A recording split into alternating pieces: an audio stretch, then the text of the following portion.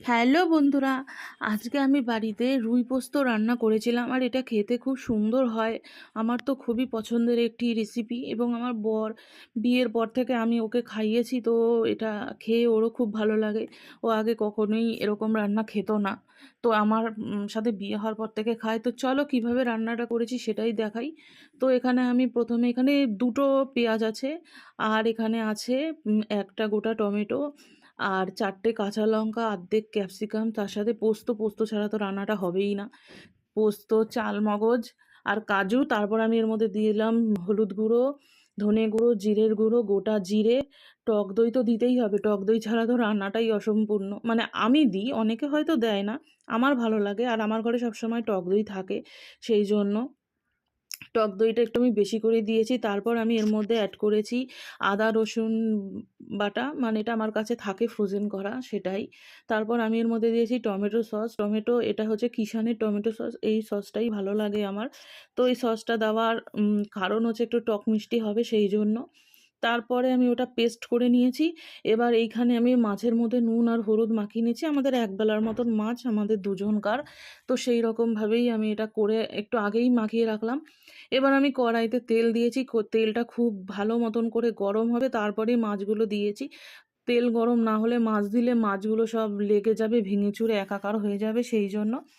তারপরে মাছগুলোকে একদম লাল লাল করে ভেজে নিয়েছি। আমি এই ধরনের মাছ খুব বেশি ভালো করেই ভেজে করি, একমাত্র ইলিশ মাছ ছাড়া কাঁচা মাছ আমি খুব কমই রান্না করি।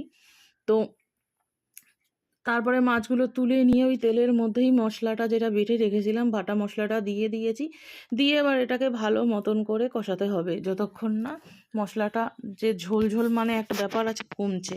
তারপর আমি নুনও দিয়ে দিয়েছি, নুন দিয়ে আরও ভালো করে কষাতে হবে এটাকে। আর যেহেতু পেঁয়াজের একটা রস থাকে, আমি জল দিয়েছিলাম খানিকটা পেস্ট করার সময়, সেইটাকে পুরো টানিয়ে পুরো শুকনো শুকনো করে নিয়েছি। দেখতেই পাচ্ছ একদম আঠা আঠা ব্যাপার হয়ে গেছে। তো এবার এটা ভালো মতন করে নাড়াচাড়া করতেই থাকবো, ওর কষানোর উপরেই সব কিছু, কাঁচা গন্ধটা চলে গেছে। তারপর আমি এর মধ্যে কড়াইশুঁটি দিয়েছি। এখন শীতকাল, কড়াইশুঁটি বাজারে অ্যাভেলেবেল, তো কড়াইশুঁটি আমার সব কিছুতেই ভালো লাগে। তো কড়াইশুঁটি দিয়ে আবার ওটাকে নাড়াচাড়া করতে লেগে গেলাম। মশলা তো যা দেওয়ার ছিল আগেই দিয়েছি, এখন আর কোনো মশলা দেওয়ার প্রয়োজন নেই। তো কন্টেনারটা ধুয়ে জলটা দিয়ে দিলাম, আর একটু জল লাগবে, এটা যেহেতু ফুটবে, শুঁটিটাও সেদ্ধ হবে, সেই মতন পর্যাপ্ত পরিমাণ জল দিয়ে দিয়েছি। জল দিয়ে একটু নাড়াচাড়া করে তারপর এর মধ্যে আমি দিয়েছিলাম হচ্ছে গোলমরিচ গুঁড়ো। গোলমরিচের ফ্লেভারটা আমার খুব ভালো লাগে, একটু ঝাল ঝাল, তাই দিয়েছি। কাঁচা লঙ্কাও দিয়েছি অনেকগুলো। তারপরেও ঝোলটা যেই ফুটে গেছে, এবার ভেজে রাখা মাছগুলো একটা একটা করে সব কটা দিয়ে দেবো, মানে তিনটেই আছে, তিনটেই দেবো।